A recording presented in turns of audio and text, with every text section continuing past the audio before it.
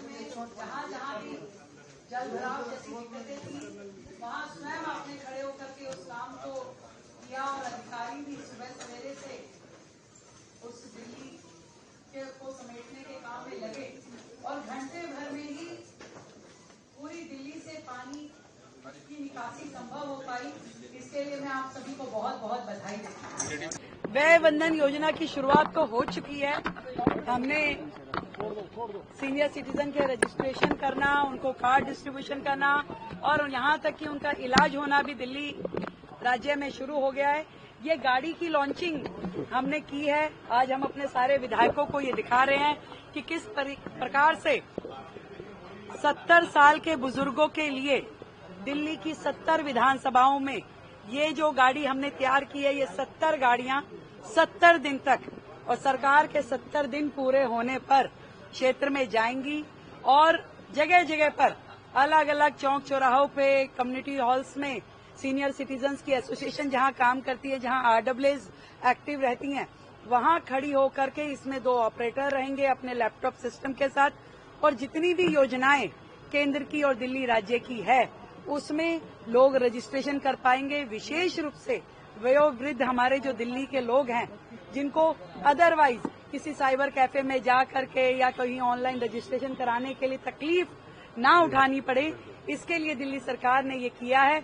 और भाई कोई पूछ रहा था संडे वनडे कुछ नहीं है हमारे लिए। 24/7 365 डेज इम्पोर्टेंट है।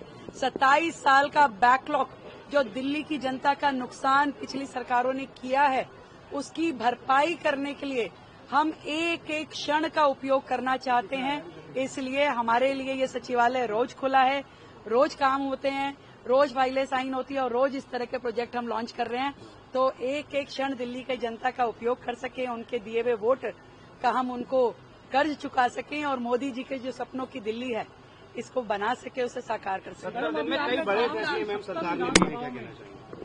लगातार चल रहा है और देखिए आप देखते जाइए, रोजाना हमारी कोशिश रहती है कि दिल्ली के लोगों को बेहतरी दे सकें। दिल्ली की सड़कें, दिल्ली का माहौल, दिल्ली का एटमॉस्फेयर, दिल्ली की यमुना जी, हर चीज को बेहतर करने के लिए सरकार काम कर रही है। Thank you. राहुल गांधी जी की एक अमेरिका की वीडियो आज सामने आई जो कि 21 तारीख की है, उसको अब तक दबाकर रखा गया, जिसमें एक सिख नौजवान राहुल गांधी जी से सवाल कर रहा है कि 1984 का सिख कत्लेआम कराने वाले सज्जन कुमार, जगदीश टाइटर, कमलनाथ जैसे लोग अभी भी कांग्रेस में क्यों हैं। मुझे दुख और खेद हुआ उस वीडियो को देखकर कि राहुल गांधी जी अभी भी उसी अहंकार में बैठे हैं, उसी नफरत भरी सोच में हैं जो उन्होंने बहुत साल पहले कहा था कि जब मैंने अपनी दादी को मरते देखा तो मुझे सिखों पे बहुत गुस्सा था, मुझे नफरत थी। आज भी उसी नफरत को पाले बैठे हैं। उन्होंने कहा कि मुझे दुख है जो कांग्रेस के 1980 में किया। आज भी वो इंसान इस बात की माफी मांगने को तैयार नहीं कि उनके पिता ने बेकसूर सिखों के गले में टायर डालकर हजारों सिखों को मरवाया, सैकड़ों गुरु ग्रंथ साहिब महाराज जी के स्वरूप और गुरु गुरुद्वारा साहब को एक अगन भेंट किया गया और फिर इसके बाद जस्टिफाई किया गया स्वर्गीय राजीव गांधी जी द्वारा कि जब बड़ा पेड़ गिरता है तो धरती हिलती है।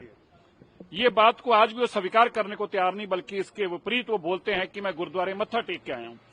मतलब गुरुद्वारे मत्था टेकने से जो बज्जर गुनाह और पाप उन्होंने अब तक किए थे, उनका मानना है कि वो मेरे से धुल गए।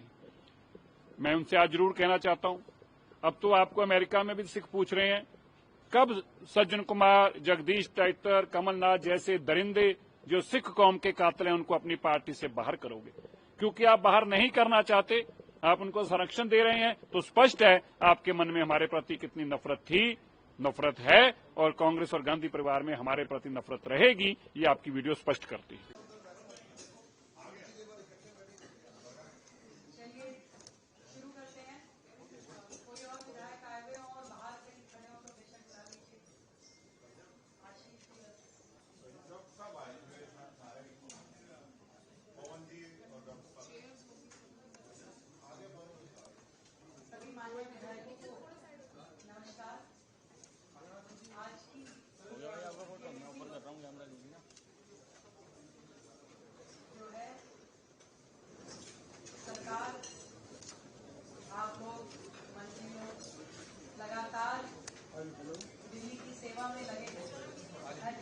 साइड से आप सभी को बहुत बहुत बधाई देती हूँ कि परसों की बारिश जो हुई, जो 150 साल का रिकॉर्ड था उस बारिश का, और उसमें आप सभी जिस प्रकार से सड़कों पे निकले, अपना काम किया और अपने क्षेत्र में जहाँ जहाँ भी जल भराव जैसी दिक्कतें थी वहाँ स्वयं आपने खड़े होकर के उस काम को किया, और अधिकारी भी सुबह सवेरे से उस दिल्ली को समेटने के काम में लगे और घंटे भर में ही पूरी दिल्ली से पानी की निकासी संभव हो पाई।